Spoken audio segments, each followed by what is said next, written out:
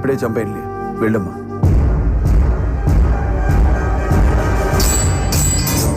తరం మారినా తత్వం మారలా. ఎక్కడికి వెళ్ళినా బలుపు తగ్గించి బతికితే 10 మందిలో ప్లేస్ ఉంటుంది.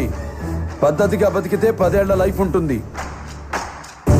కాదు అడ్డంగా ఎదిగేస్తా, జనాన్ని తొక్కేస్తా, ఊరి మీదకి ఎక్కేస్తా అని కొవ్వు బలిసి తలెగరేస్తే